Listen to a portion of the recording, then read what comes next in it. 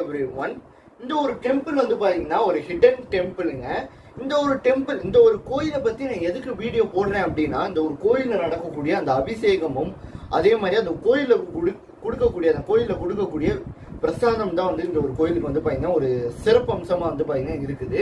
இந்த ஒரு கோயில் எங்க இருக்கு, இதுக்கு எப்படி போகணும், எந்த டயத்துல போகணும், அப்படி என்னதான் இந்த ஒரு கோயில நல்லா விசேஷமா வந்து இருக்கு, எதுக்கு நான் இந்த ஒரு வீடியோவை எடுக்கிறேன் அப்படின்றத நீங்களே பாருங்க. ஒரு அட்வென்ச்சர் கோயில் மாதிரியே தாங்க, நம்ம மலை ஏறி வந்து பாத்தீங்கன்னா போகணும். இந்த ஒரு கோயிலை பற்றி முழு விவரம். இந்த ஒரு கோயில் வந்து பாத்தீங்கன்னா திருவண்ணாமலை மாவட்டத்துல வந்து பாத்தீங்கன்னா இருக்குதுங்க. திருவண்ணாமலை மாவட்டத்துல தேவிகாபுரம் சொல்லிட்டு ஒரு ஊரு. அந்த ஒரு ஊர்ல வந்து பொன்மலைநாதர், ஓகேவா, பொன்மலைநாதர் இல்லைன்னா வந்து பெண்மலைநாதர் அப்படின்னு சொல்லிட்டு ரெண்டு பேருனால அழைக்கப்படுது. இந்த ஒரு கோயில் தான் வந்து ரொம்பவே வந்து விசேஷமான ஒரு கோயில் அப்படின்னு வந்து சொல்றாங்க, ஓகேவா.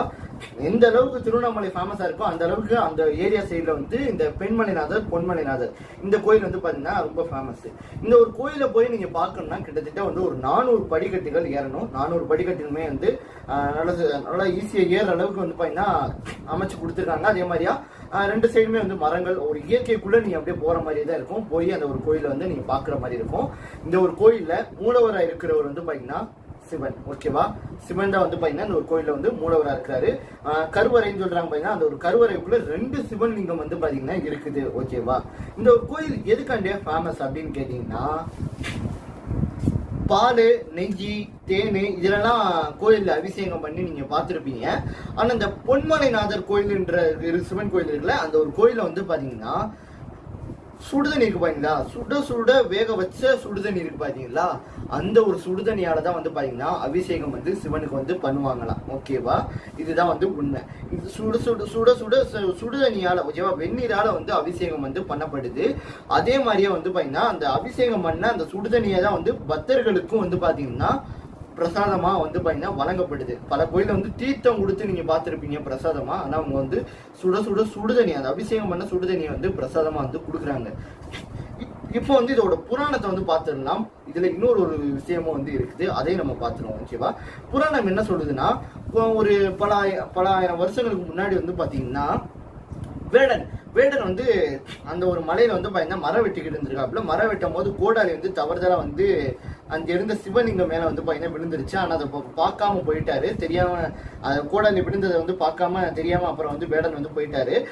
அந்த ஒரு கோடாலி சிவலிங்கத்துல பட்டனால வந்து சிவலிங்கத்துக்கு வந்து பாத்தீங்கன்னா காயம் ஏற்பட்டு ரத்தம் மாதிரி வந்து போய்கிட்டு இருந்திருக்கு. இது வந்து பாத்தீங்கன்னா அந்த குறுநில மன்னர், ஓகேவா, அந்த இடத்தோட குறுநில மன்னருக்கு வந்து பாத்தீங்கன்னா தெரிஞ்சிருக்கு. கனவுல வந்திருக்கு, ஓகேவா. கனவுல வந்து வரவும் அடுத்த நாள் காலையிலே அந்த ஒரு கோயிலுக்கு, அந்த ஒரு இடத்துக்கு போய் அந்த ஒரு இடத்த வந்து பாத்தீங்கன்னா ஒரு கோயிலை வந்து பாத்தீங்கன்னா எழுப்ப ஆரம்பிக்கிறாரு. கோயிலை வந்து கட்டுறாரு. அதுக்கடுத்து அந்த காயத்தை, சிவலிங்க காயத்தை போக்குறதுக்கு பசுனை, சுத்தமான பசுனையும் சுடுதண்ணியையும் வந்து பாத்தீங்கன்னா ஊத்தி வந்து பாத்தீங்கன்னா காயத்தை வந்து பாத்தீங்கன்னா சரியாக்குறாரு. அந்த வருஷங்கள்ல இருந்து இந்த வரைக்கும் வந்து பாத்தீங்கன்னா அந்த ஒரு கோயில்ல சுத்தமான பசுனையும் சுடுதண்ணியை வச்சுதான் வந்து அபிஷேகம் பண்றது பண்ணிக்கிட்டு இருக்காங்க. அடுத்த ஒரு விஷயம் என்ன சொல்லணும்னா, இப்ப இது ரெண்டும் வந்து கொடுக்குறாங்களே, இது ரெண்டுமே வந்து ரொம்ப நல்லது அப்படின்னு வந்து சொல்றாங்க. அந்த ஊர் மக்களா இருக்கட்டும், அங்கே கோயிலுக்கு போயிட்டு வரவங்க நிறைய பேர் வந்து சொல்றது என்னன்னா, அந்த அபிஷேகம் பண்ண சுடுதண்ணியும் பசுனையும் நம்ம குடிச்சோம்னா ரொம்பவே இந்த ஆரோக்கியமா வந்து இருக்கும் அப்படின்னு வந்து சொல்றாங்க. இதை கேட்ட ஒரு ஆராய்ச்சியாளர் வந்து பாத்தீங்கன்னா அந்த ஒரு கோயிலுக்கு வந்து பாத்தீங்கன்னா போய் ஆராய்ச்சி வந்து பண்ணிருக்காரு. அதாவது அபிஷேகம் பண்றதுக்கு முன்னாடி அந்த சுடுதண்ணியையும் பசுனையும் ஒரு சாம்பிள் வந்து எடுத்துட்டு, அதுக்கு அபிஷேகம் வந்து பண்றாங்களே, பசுனையும் சுடுதண்ணியும் வந்து ஊத்திட்டு அபிஷேகம் பண்றாங்களே, அதுல இருந்து சாம்பிள் எடுத்துன்னு செக் பண்ணி பாக்குறாங்க. அப்ப சுடுதண்ணி வந்து எதுக்கு யூஸ் ஆகுதுன்னா பாக்டீரியாவை கொல்றதுக்கு வந்து யூஸ் ஆகுது. பசுனை எதுக்கு யூஸ் ஆகுதுன்னா உடலை வந்து சுத்தமாக்குறதுக்கு யூஸ் ஆகுது. இது ரெண்டையும் கலந்து நம்மளுக்கு பிரசாதமா கொடுக்கும் போது, அதை குடிக்கும் போது நம்மளுக்கு உடலுக்கு அவ்வளோ ஒரு நல்லது அப்படின்னு வந்து சொல்லப்படுது. இது ஆராய்ச்சி பண்ணியிருக்காங்க. நானும் சும்மாவெல்லாம் வந்து பாத்தீங்கன்னா சொல்லவே கிடையாது, ஓகேவா. சரி, இந்த ஒரு கோயிலுக்கு எந்த டயத்துல வந்து போகணும், எந்த டயத்துல வந்து போகக்கூடாது அப்படின்னு கேட்டீங்கன்னா, நான் ஸ்கிரீன்ஷாட் போடுறேன் போட்டோல, அதை நீங்க பாருங்க. அதே மாதிரியே அதாவது நம்ம டைட்டிலுக்கு பாத்தீங்களா, அந்த ஒரு பட்டனை வந்து நீங்க கிளிக் பண்ணீங்கன்னா நம்மளோட டிஸ்கிரிப்ஷன் பாக்ஸ் வந்து இருக்கும். அதுல வந்து நீங்க நான் கிளியரா வந்து நான் போட்டிருக்கேன், அதையும் கூட நீங்க படிச்சுக்கோங்க.